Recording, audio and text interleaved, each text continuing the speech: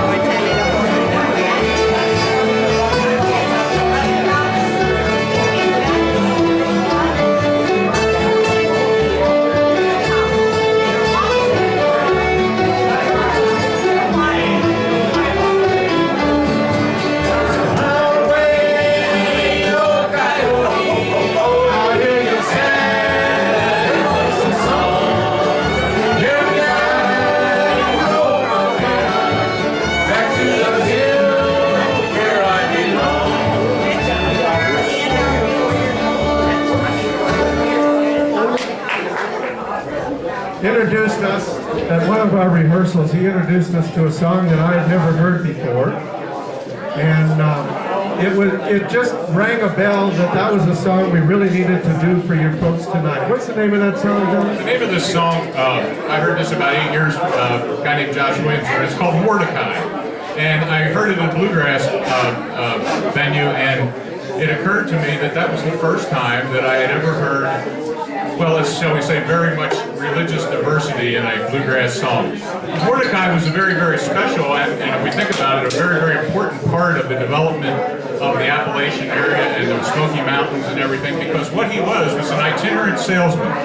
He went from cabin to cabin, wandering the hills, and selling goods to the people that were there, and badly needed goods, because you can imagine living out in the middle of the woods by yourself, way by yourself, and having to fend for yourself. So Mordecai came around, and the people that got to see him were very, very happy to see him come. So I'm going to try not to butcher this. I'm getting over a cold.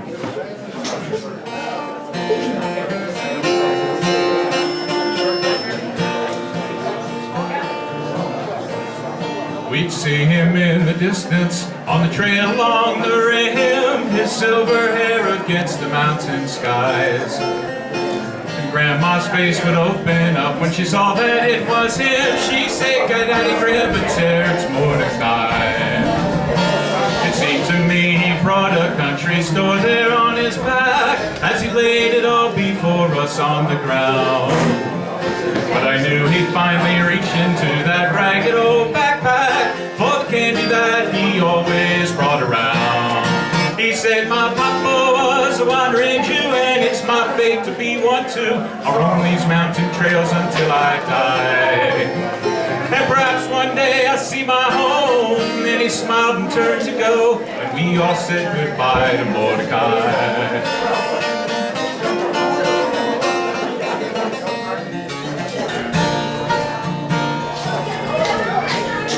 One evening when he stayed with us, I saw him at his prayers, as the last light trickled through the cabin door.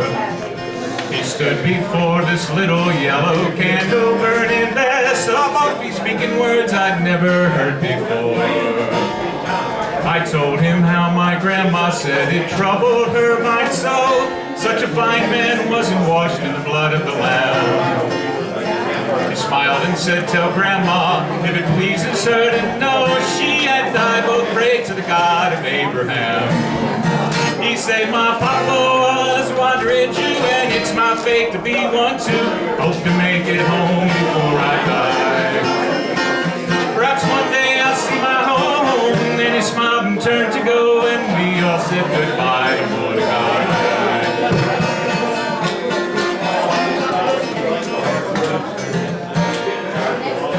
It's been so long now since I've left that hillside far behind, for a place I'd never truly called my home. And more these days I see him walking in my mind, through the misty mountain distance all alone. Well, Mordecai was a wandering Jew, in my own way I am one too. I hope to make it home before I die. And if I finally find my way, I'll light a candle at his grave and say one more goodbye to Mordecai.